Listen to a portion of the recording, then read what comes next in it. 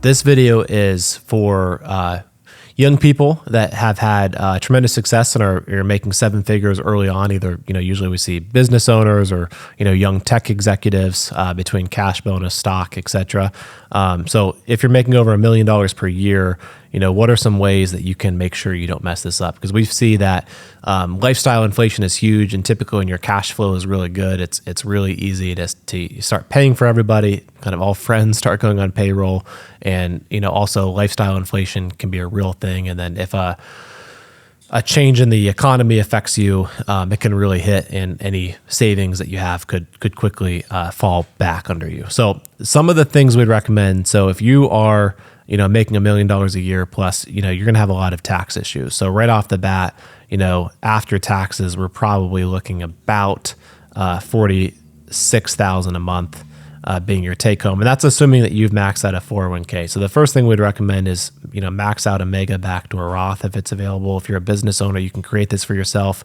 If you work at a big company, like Humana, ADP, UPMC, HN, a lot of, Pittsburgh, Google, Microsoft, they all have this Mega Backdoor Roth available. In 2024, you can put $69,000 in there between a Roth at $23,000 if you're under 50, whatever match you get, and then the difference you can put in a after-tax component and then convert it to the Roth. That's $69,000 a year. So I have that reflected in this take-home right here. So right off the bat, I would recommend reverse budget. So essentially figure out what's your lifestyle going to depend on, and then make sure that the rest of the money, you never put it in that, never commingle it in that lifestyle account, and that this goes right into a saving/investment account. So controlling the money temperature, especially if that $1 million is made up of cash, bonuses, etc. So let's say hypothetically it's just a base salary.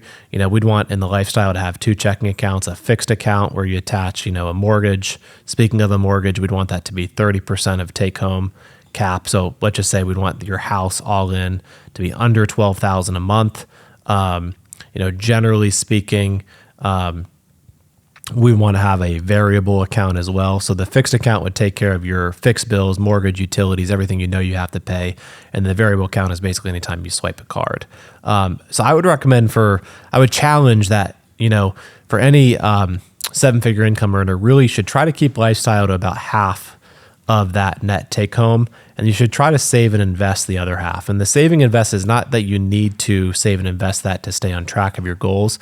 It's just to control your money temperature. Because if you're making that much money, it's very few jobs that pay you that much. And so the danger is, if something changes, if your income changes, you want to have the flexibility to keep the same lifestyle, even if your income drops. So the other half we'd recommend to break up between a short-term bucket, which is typically, we want to categorize it an emergency fund, and maybe an opportunity fund for purchases in the next 5 years. So the emergency fund would be 6 months of salary.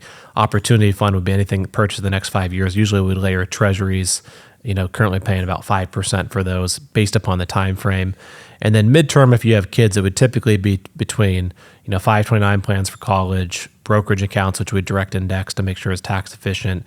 And then long term, we really want to make sure on top of your Mega Backdoor Roth that you have a Roth IRA that you're filling on a backdoor Roth basis. You have a brokerage account that's invested in equities for tax efficiency, and to make sure that early financial independence is on track. Usually the paradox of someone making $1 million a year is that there are a lot of their needs and their wants are tied to their job. A lot of identity is tied to the job. So we find that a lot of people this successful are not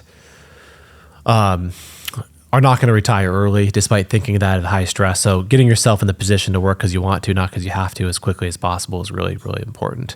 But right off the bat, if you just split your paychecks half and half here, it's going to put you in the position. You can always use this brokerage money to increase lifestyle if you're way ahead of track or determining.